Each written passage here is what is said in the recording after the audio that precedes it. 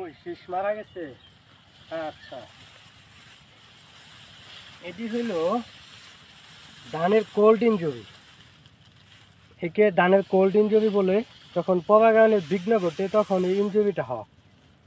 এটা তাপমাত্রা যখন একদম কমে যায়, আবার যখন তাপমাত্রা একদম বেশি হয়ে যায়, অর্থাৎ 16 ডিগ্রি নিচে এবং 36 ডিগ্রি সেলসিয়াসের নিচে উপরে যখন চলে যায়, তখন এই কোল্ড ইনজুরিটা হয়।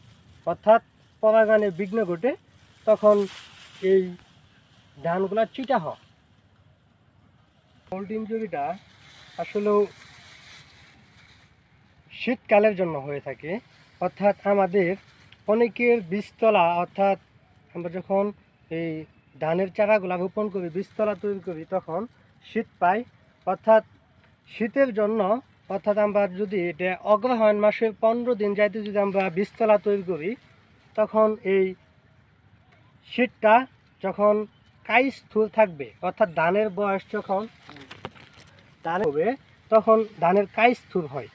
আর এই কাইস্থুর থাকা অবস্থায় কিন্তু আমাদের তাপমাত্রা কিন্তু হঠাৎ একদম কমে যায়, অর্থাৎ 16 ডিগ্রির মতো 20 ডিগ্রির মতো তাপমাত্রা হয়। তখন এই কিছু কিছু ধান যারা একটু পরিপক্ক হওয়ার আগে বাহির হয়ে যায়, তখন এই ধানগুলো এই চিটা হয়ে যায়। কারণ হলো তারা শীত পায়।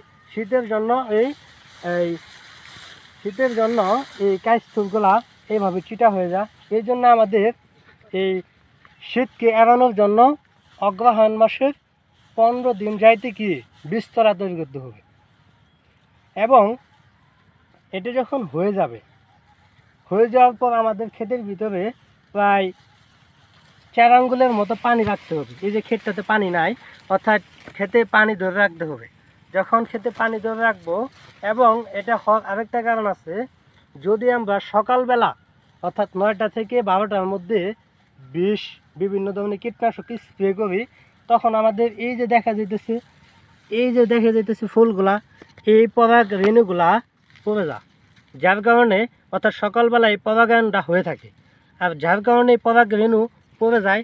আর এই সময় আমাদের কি 9টা থেকে 12টার মধ্যে স্প্রে করা যাবে না। এই জন্য আমাদের কি বেশি এই প্রতি বিঘাতে প্রায় কি এই পটাশ দিতে হবে 15 কেজির মতো পটাশ। এবং যখন এটা হয়ে যাবে, তখন ইউরিয়ার সাথে পটাশ মিশিয়ে বা পটাশ স্প্রে করে ক্ষেতের ভিতরে দিতে হবে। খেতে পানি রাখতে হবে পর্যাপ্ত, তাহলেই এই ধানের ভিতরে